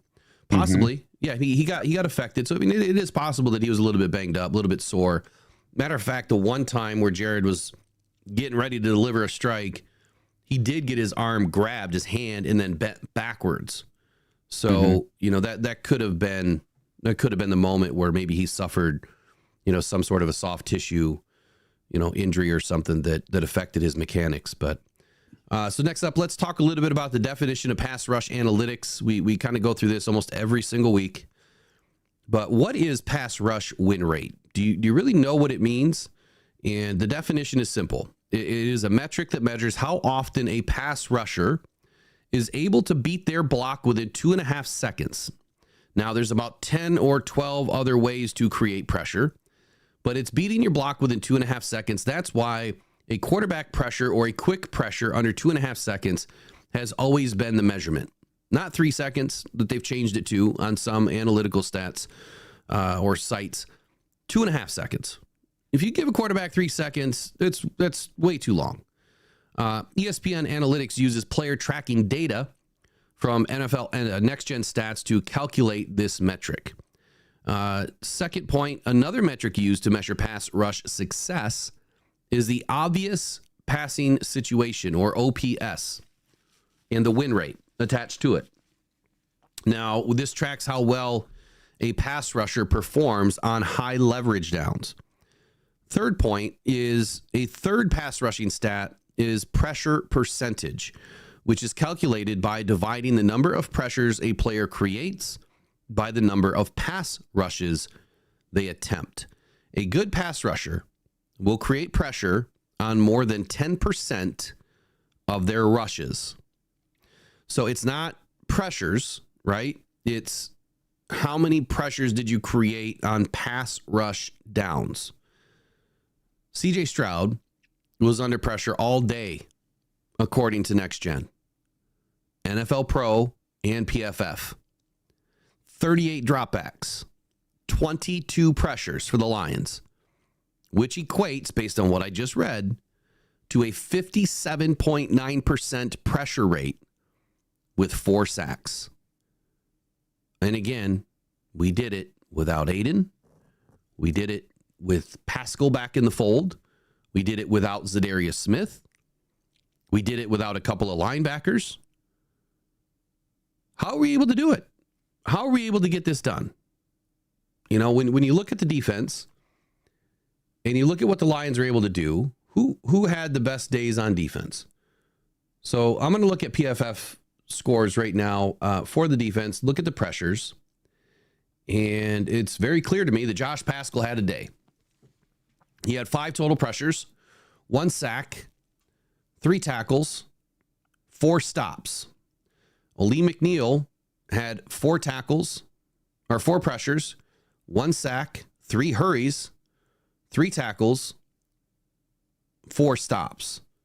Levi Onwuzurike, 4 pressures, no sacks, 1 hit, 3 hurries, 1 stop. James Houston, the guy that everyone wrote off, or a lot of you wrote off, 3 pressures, 1 sack, 2 hurries, 1 stop. Trevor Nowaski, who's another unsung hero so far this season, really having a good season. 2 pressures, no sacks, 2 hurries, 1 stop. Brian Branch, this dude, they just don't come any better than this guy. He had pressure on the day. He had a quarterback hit. He had 9 tackles, 6 stops in the run game. 6 that's an incredible. The Lions had 30 stops in the run game total. And we're doing this again with the guys that we have on a 69-man roster, missing a bunch of players. Jalen Reeves-Maben, Derek Barnes, Kaminsky, Davenport, Hutchinson, you name it. The list goes on. And we're able to continue playing at this level on the defense. It'll be interesting to see what happens this weekend with Dariussmith in the fold. I mean, if we're playing this well now and nothing changes, and Smith is only able to positively affect this defense, this could be one of the scariest defenses in the NFL. Mm-hmm. What are your thoughts on how we're able to get it done? Dude, just imagine if we still had Hutch and Davenport. How lucky were we to have what we had? I don't think we know exactly how good and how scary this defense was going to be. It might have been way better than we ever imagined. And the people that are stepping up now, you know, Levi O and Pascal and Muhammad, they're doing fantastic. But you know what? It's taking the whole team. It's not just one player. And when Hutch was in, everybody was focused on what Hutch was doing. I mean, he's still, you know, according to PFF, he's still our best, person for pressures and everything else. But I think now it's more, instead of us focusing on one great player, now it's more of a team. It's more of a team effort. And that part of it I really like. But man, how scary will it be once we put Za'Darius in? How scary will it be once we get Hutch back and Davenport back? Oh my God. Right. Well, we got to wait till next year for that. But I mean, if you look at, if you look at some of these games, like let me go back to week 1 real quick. You go to week 1, Aiden Hutchinson had 11 total pressures of the 27 though. So there was still 16 other pressures in that game, more than half coming from the rest of the team. And you had 1, 2, 3, 4, 5, 6.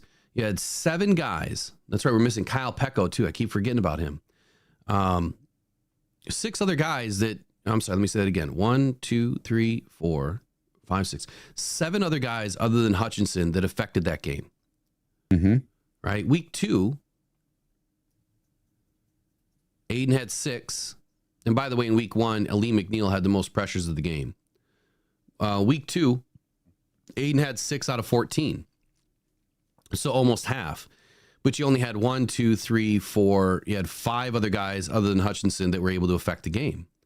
And, a couple of those were, linebackers and corners, safeties. No.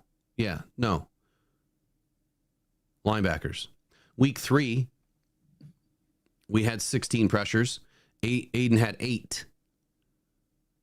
So how is it that we're having more pressure, more consistent pressure without Aiden? Yeah. You would think that it's not possible. And that's what everybody, or a lot of you, were thinking, that our defense was doomed. Yep. And I never thought for a moment that it would be.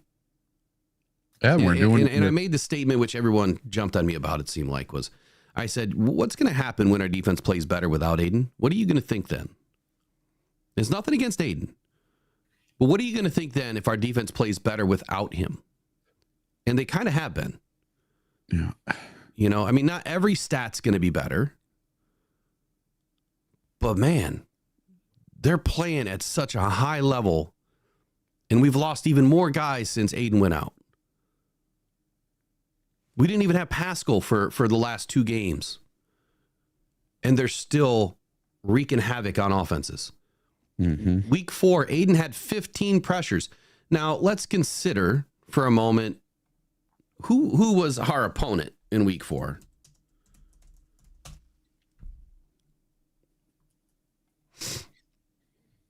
I can't remember right now, so I'm going to have to look it up. I think it was the Seahawks.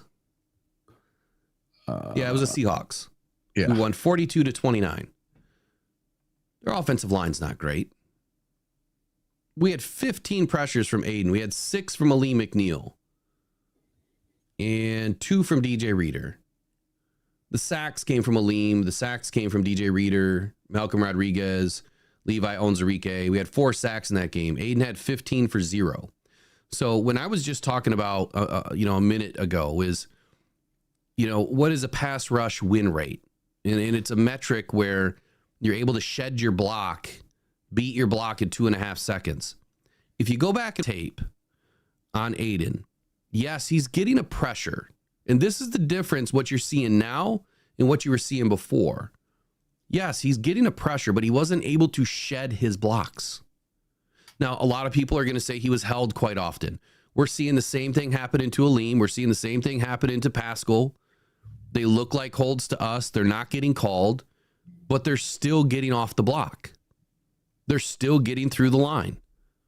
That's the difference between what we're seeing now and what we were seeing before. Aiden just wasn't shedding the blocks. He wasn't getting home. So you could have 15 pressures in a game. You definitely should have at least 1 sack, if not multiple, with that much pressure. So if you look at the defined metrics on all of this, his metrics aren't that great. Yeah, you got a lot of gaudy numbers, but you're not getting home. And that is the only thing that I've really ever been worried about with Aiden is the fact that what is going on here? That he just wasn't getting home. And now for some reason the Lions are able to do it, and they're doing it at a very high level. I don't know why week 5 won't pull up on PFF, but week 6, Aiden had 5 pressures and a sack. See, that's a much better game. He went 1 for 5, 5 pressures, 1 sack. That's beautiful. But then Ali McNeil put in 7 pressures and 2 sacks. Even better numbers. But you had 10 guys in this game affect that offensive line with 24 pressures and 4 sacks and 7 quarterback hits and 13 quarterback hurries. I mean, just a dominant performance. 25 stops against the Cowboys. I guess where I'm going with this and the defensive pressure rates and all of that, the Lions may not have as many pressures in some games, but they're more efficient. Their rates are higher. And when you're more efficient, you tend to win more ball games. You tend to affect the offense a little bit better. And that's what happened in the second half of this Texans game, is that the Lions were consistently getting pressure. They were consistently getting back there. Just within nanoseconds of getting to C.J. Stroud often. They got to him 4 times. And a lot of that happened in the second half. Stop after stop after stop in that game. The Lions defense is playing the best it's ever played right now this season. And they're going to get better this weekend. All right, what's next for you? Yeah, they were lights out in that second half, I'll tell you what. So next, with AG and Ben Johnson doing such a fantastic job as coordinators for the Detroit Lions, a lot of the national media are starting to talk about AG going to be a head coach and Ben Johnson having his pick of any team he wants to go to be a head coach. If and when the Lions lose both of our coordinators, who do you think replaces them on our staff? Only on our staff, I think it's simple. I think it's Terrell Williams becomes the defensive coordinator. Yep. Which I think is a very easy transition. As much as I like Calvin Shepard and what he brings to the table, I think that it's Terrell Williams. And I don't see why you'd want to bring anybody else in. He's still going to have his fingerprints all over that defensive line. The dude's a genius, man. With what he's been able to work with this season, he's like the opposite of Hank Fraley. Hank Fraley's an offensive line genius. Even though we've had a couple of games where, in even the most recent game, where it doesn't seem like we're playing that well on the offensive line, Hank Fraley is still the best to do it. And on the defensive side, they were right about Terrell Williams. Look at what he's up against every single week and how he has to, play this musical chairs game with who's available, who's hurt, who's not. It doesn't get any more dominant than what we're doing right now. So I think it's Terrell Williams for the defense. On the offensive side of the ball, I don't know that we have our offensive coordinator in-house.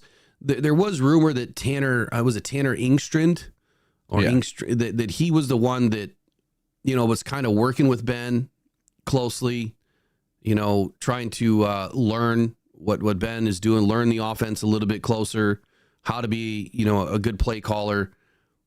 But I don't know that I would want to hand this offense over to somebody that has never done it before. What would you think? What would you think of Mark Brunell or Hank Fraley? Definitely not Hank Fraley. I don't think that he's an offensive genius like that. I don't know, but I just wouldn't. It wouldn't make sense to me. Mark Brunell. Being a former quarterback, I would say that he knows offenses really well. Mm-hmm. And what he's doing with Jared Goff, I think, is incredible. I would not want to lose that relationship. So I would hope that it wouldn't be Mark Brunell, only because I'm greedy in the fact that I want him to stick with Jared. And I wonder if Mark Brunell has aspirations to move up or not. I don't know. I have no idea. You heard it from Dave Phipp a couple weeks ago where he doesn't even like to win game balls. He likes what he does. He loves his job. He doesn't want to do anything else. He doesn't want to move up. He just wants to be, a special teams guy. That's what he loves to do. So some guys, they just don't see themselves doing anything differently. And I think you also have to remember that those 3 positions, head coach, offensive coordinator, defensive coordinator, those are where all the eyes are. And they live at the facility. and that's a it's almost like a career ender, right? If you don't have success. Yep. And why would you want to, ruin what you've been doing so well to be remembered for, crap in the bed as an OC or a DC, that maybe you weren't ready, for that position. So I would almost, and I don't have any ideas right now as far as outside the NFL or outside the team. I haven't obviously prepared anything for this question, but I would say that the Lions would probably look outside, bring in a few people to at least interview before they made a decision. I mean, I think they have to anyway, but I would say that it would probably be somebody on the outside before it goes to Tanner. Would you be surprised if Dan Campbell just took it over himself and did like he did with Ben Johnson and take Tanner and put him under his wing for a year? I don't think that Dan can do that. What do you mean? There's no way. Dan, he can't be divided. Well, he was the year that he was the first year and a half. Yeah. Yeah, he can't do that anymore. Not with this team. There's no way. You wouldn't want Dan Campbell spread thin. Yeah. He's got to focus on being the head coach. He can't be involved in calling plays. I mean, there's some coaches that do that. There's some head coaches that are calling plays, but I think that it works much better to have your head coach drilled in on what's going on everything, and he has his fingerprints on everything, not dialed in too closely with just the offense. I think that would be a mistake. Yeah. Campbell might have his fingerprints in there a little more than we think too. No, he does. He has his fingerprints on the offense. It's his offense. I mean, he was running it. Yeah. I just don't. He's not involved in all of the play calls. Yeah. That's just what Ben Johnson does. That's his job. It's not to say that they don't communicate, as to what Dan wants them to do, or in critical situations, some of that stuff probably does go to Dan. I wouldn't be surprised. It's another great question, for somebody to ask Dan, hey, how often are you, telling Ben this is what you want to run? It could be a simple thing of Dan just saying, hey, I want 12 personnel on this play. And then Ben knows what to do. Hey, I want 21 on this play. Then Ben knows what to do. It could be that simple. Yep. It may not be as deep into the weeds as, yep, I want 22 and I want, slot right, gee whiz up the middle, tingle tangle, reverse cowboy, and all the other 15 words that go into calling one play. Reverse cowboy. That sounds like a fun play. God. Yeah. Pause on that one, huh? Only you would think of that, huh? Yeah. Sicko. I like that play. That's my favorite. Jesus. Update on injuries real quick. Oh my God. I have to edit that out. Update on injuries real quick. So Dan Campbell addressed injuries yesterday, and it sounds like Sam Laporta is now day to day, not week to week. He's not concerned about long-term injury effect with Sam Laporta. His exact quote was, it'll be day to day, but we don't feel like this is something like, oh man, this is going to be a long nagging injury. I think that we'll get through it. I'm hopeful this week even, but I can't say that. He's questionable. And on Decker, Decker's questionable, but he is definitely trending in the right way. And then on Sunday, the Lions opted to replace Decker with backup swing tackle Dan Skipper on the left side. And in previous years, when Decker missed a game or two, the Lions opted to move Penei Sewell to the left. And that's why I was so on that train, that you got to get Sewell over there. And it sounds like they were going to, but it just didn't work out, with the timing of practice. And then when Decker was finally ruled out, which was Thursday, when Decker went down, Dan said this. He said, we felt like the injury happened with Decker and feeling like there's a chance that he may not play. And the hay was kind of already in the barn. So let's leave Sewell at right. And that's where he took his reps on Thursday. So there's that. Outside of that, I haven't heard of any other injuries out of this game, which is good news. Yep. And if I'm the coach, Taylor Decker and Laporta are not playing this week. We're playing inferior team, I would just let him rest. Yeah, I don't know. So Harpazzo had a question, wanted to know if Decker and Glasgow are going to play this weekend. Is Glasgow injured? I don't know anything about Glasgow. I haven't heard any injuries on Glasgow. Nothing. Glasgow will play this weekend. Let me just double check. Has there been something that's come out? The Decker injury was a shoulder injury. That's all they've said about it. So it could be a multitude of things. Pulled muscle. Could be a bunch of stuff. Yeah, I haven't heard anything on Glasgow. So as far as we know, I mean, like I just read that Taylor Decker is trending in the right direction, but Friday we'll know. That's all I could say on that. Friday we'll know. And to Eric's point, it may be another week that he gets rest. Why not? Especially if we're going up against a team where we feel our offensive line can have some success against what the Jaguars are doing right now defensively. And matter of fact, if you want to take a look at what the Jaguars are doing defensively, let's pull up some defensive stats here.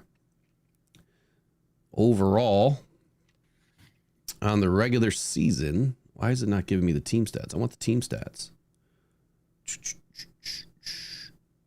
I want the team. The team.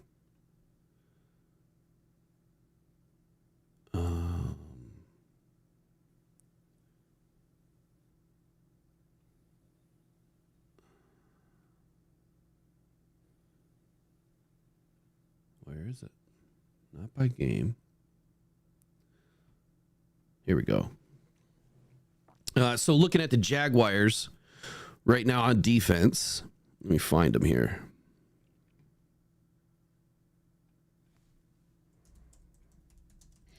Looking like Josh Allen is pretty darn good. Yeah, they do have a pretty solid front three. Pretty solid front three. Their linebackers look pretty good. All right, so overall team grades, their defense is 19th. Special teams is 12th. As far as pressure, what kind of pressure are they doing right now? I'm trying to find it. I don't know why it's so difficult to find right now. I'm doing something wrong. Here we go. All right, so Josh Hines-Allen is their best defensive player, obviously. 84.9 overall. Run defense. Where's it at? 69.1. Come on, get out of this key. Run defense, 69.1. Tackling, 59.9. Pass rush, though, 87.3. He has 43 pressures on the season, 6 sacks, 5 quarterback hits, 32 hurries. 32 hurries on the season. That's a lot of hurries. Not missing many tackles, 16 stops. So he is definitely going to be a force this weekend that we're going to have to deal with. I do like Devin Lloyd, their linebacker. He was somebody that I was real hopeful the Lions would pick up.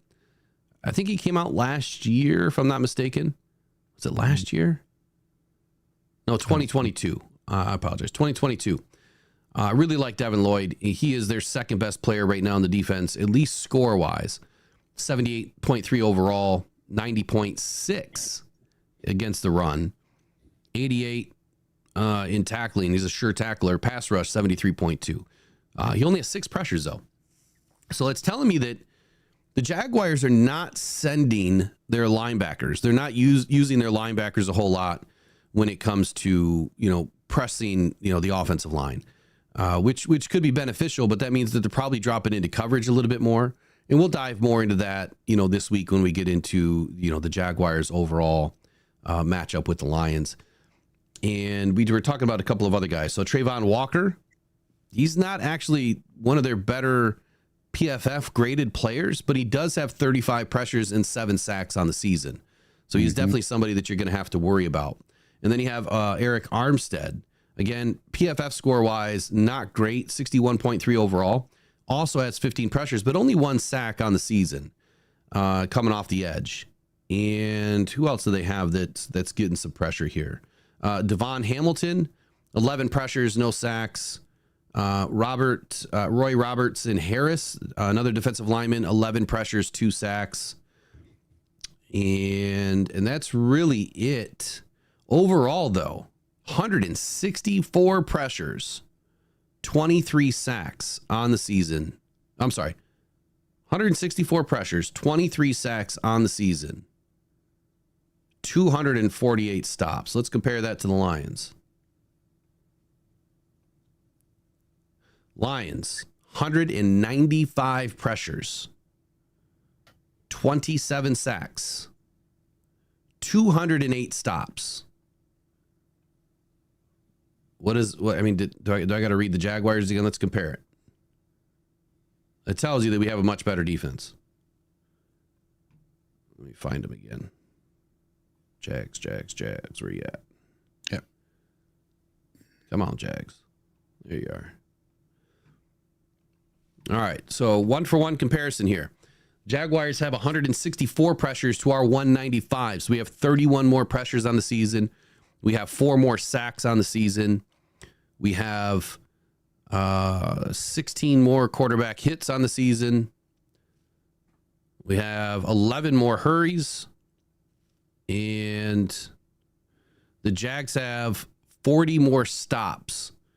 So it looks like, they're going to have a better run defense, so it could be a little bit more difficult. But again, we'll get into all that this weekend. As far as yards, Jaguars have given up 2,743 yards this season. The Lions only 2,342. So that gives you an idea, at least, of what we're going up against right now. Passer rating allowed, though, when you look at what the Jaguars are giving up in the pass game, I think that you're going to be pleasantly surprised. They're giving up an average right now of 112.6 passer rating against. That's terrible. Ooh. Lions, 78.2. That is the best passer rating against that I've seen from a Detroit Lions team in a long time. I want to get back to one more question. Someone had asked about Terrion Arnold and what I thought about Terrion Arnold and his penalty issues. I'm not worried. I'm not. He's had, one penalty in the last 2-3 games? Yeah. The only thing I wish he would do is get his head turned around. If he turns his head around, he has 2 interceptions in this last game. Yeah, I mean, he was kind of playing from behind on that one play where he did get the penalty. Mm-hmm. I don't know that he would have been able to get because he was running vertically and not from the side. I don't know that he would have had to have jumped and turned in the air or have an opportunity. If he just turns his head just enough, get his arm up there and bat the ball away, even or deflect the ball at all. And he could have avoided that penalty. All he had to do was turn his head. Well, okay, let's just put it this way. I don't think it's possible to turn your head running that way. I think it would have been easier for him to put his hands straight up. Well, that too. That's the difference.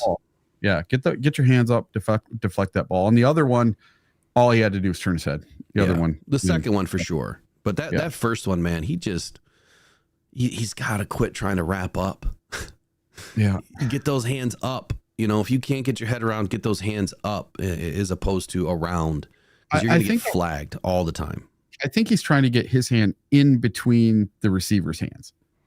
And it's looking like he's wrapping up instead because he's putting one hand on the hip and one up in between the receiver's arms.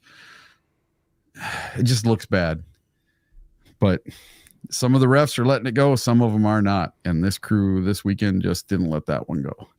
The other question that had popped up this week was the non-pass interference call on Terrion Arnold on one of the last plays of the game offensively for the Texans. So by rule, when a ball is tipped, there cannot be pass interference, right?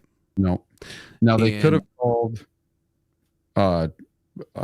defensive holding because he held him before the ball got there. But Anzalone tipped the ball. Yes. And it was almost bang, bang. But he was already being held. So they could have called defensive holding, but not pass interference. But if it's happening at the same time the ball's being tipped. Yeah. Yeah. But he was holding him before the ball got there. Before the ball was tipped. We'll take a look at it again in when we review tape. Slow motion kind of makes things look worse. It really does. If you look at it bang bang, I don't think that you would ever think that there was a hold or anything on that penalty. And I think the refs would have really been scrutinized had they called that, because the ball was tipped, you know. Yep. And I don't know if it was tipped at the line at all. I know it was definitely tipped by Anzalone. And listen, I don't see some big uproar from the Texans about that. You know who I've seen it. You know who I see the big uproar from?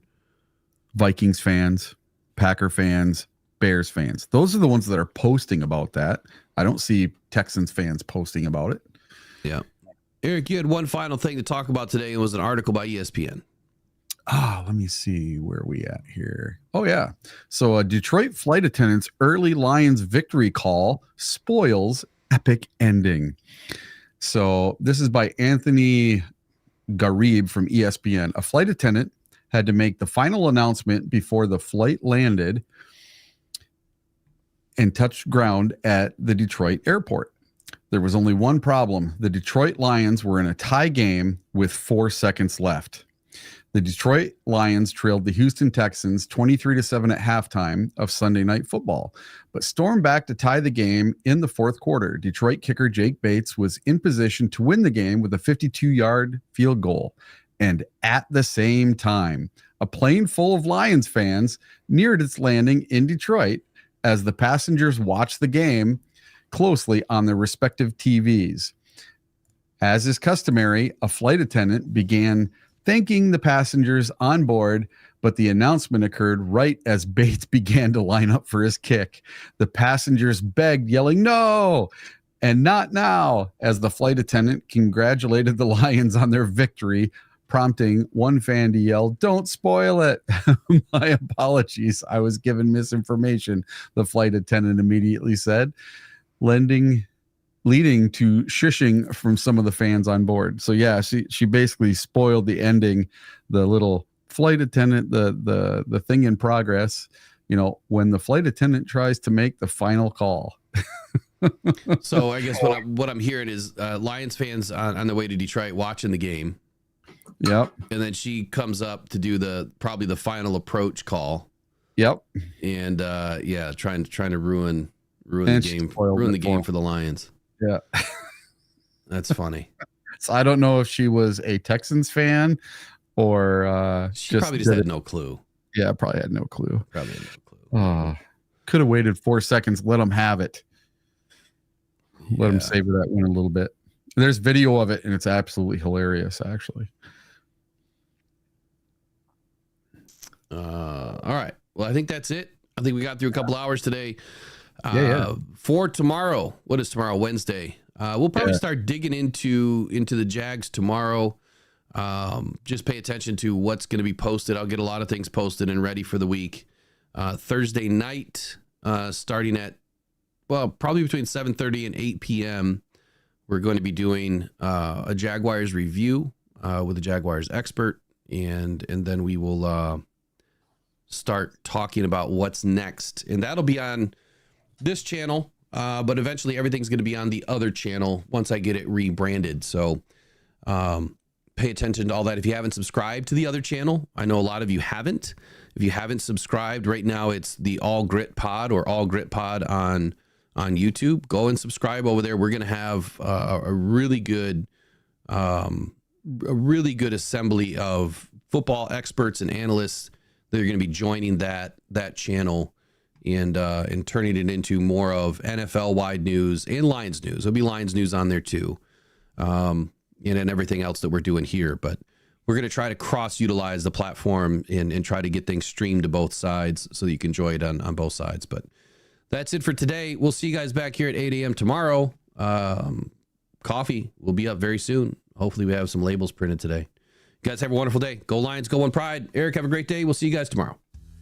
Every day, thousands of people are discovering Uper Lights, Michigan's newest, funnest rock to go find on the shores of the Great Lakes. Don't go out with just any light. Try the Convoy C8 from uperlights.com. It's guaranteed for life, and you'll find all the ones everyone else misses. Quality UV lights that are perfect for Uperlights with prices starting as low as $20. Please make sure to visit uperlights.com for all your UV flashlight needs with the best guarantees on the market. Just what you wanted and not what you didn't.